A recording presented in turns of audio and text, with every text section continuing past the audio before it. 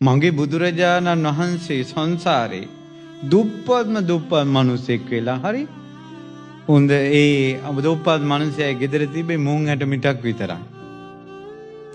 වීදියේ දානයක් දෙනවා කියලා ආරංචියට එකල වැඩ හිටියේ මම හිතන විදිහට විපස්සී බුදුරජාණන් වහන්සේ මතක හැටියට.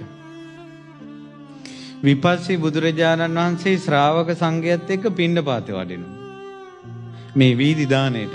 ඒතර ඒ වීදියේ ඉන්න මිනිස්සු තමයි දානෙ ගේන්නේ. හැමෝම සිටුවරු රම් භාජනයට ගේනවා, රිදී භාජනයට ගේනවා. එක එක කෑම. දුප්පත් මිනිස්සයා මුං ඇට මිටක් තම්බලා අරන් ආවා. අර රාජ භෝජන මැද මුං ඇටත් දැන් බෙදන්න පුළුවන්. දැන් හිතන්නකො මෙහිම ඔන්න කවුරු හරි කෙනෙක් දානයක් බෙදනවා. පීසා ගෙනල්ලා, බේකරි අයිටම්ස් ගෙනල්ලා, එහෙම නැත්නම් කොත්තු ගෙනල්ලා, බුරියානි ගෙනල්ලා දානයක් දෙද්දී ආච්චි කෙනෙක් මුං ඇට තම්බගෙන එනවා. දැන් ඕක බෙදන්න දෙයිද අර මිනිස්සු? අර දුප්පත් මිනිහයාට ඕකම වුණානේ. යනවා පස්සට යනවා කිව්වා. අර මිනිහයාට මේක දෙන්නමයි ඕන. ඒ මිනිහයාලා ගෙදර තිබ්බේ මෙච්චරයි. මේ දැන් බුදුරජාණන් වහන්සේ අර විදිහට වඩිනවා. වඩිනකොට අර මිනිහයාගේ හිතේ ආපු ආවේගයට දෙන්නත් ඕනේ, යන්න දෙන්නේ නැහැ.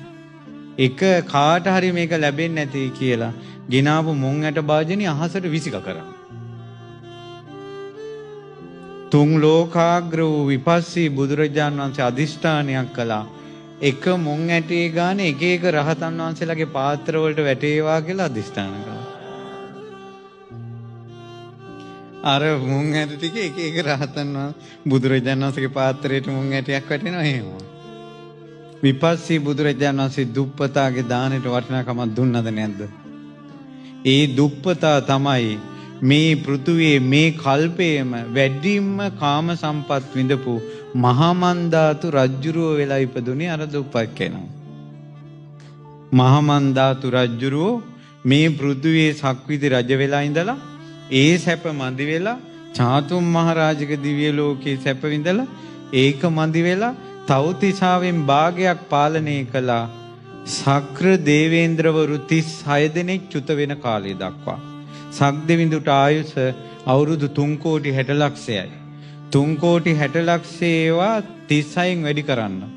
එච්චර කාලයක් දිව්‍ය ලෝකේ මනුෂ්‍ය ශරීරයෙන් සැප වින්දා විපස්සී බුදුරජාණන් වහන්සේට මුං ඇටයක් පෝයාක රූපින් බලෙන්.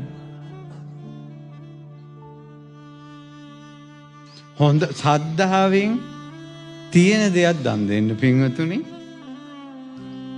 අනුකරණය කරන්න යන්නේ නැතුව මහා ලොකුවට අර ණය වෙලා රටට ලෝකෙට එහෙම නැතුව පුළුවන් විදිහට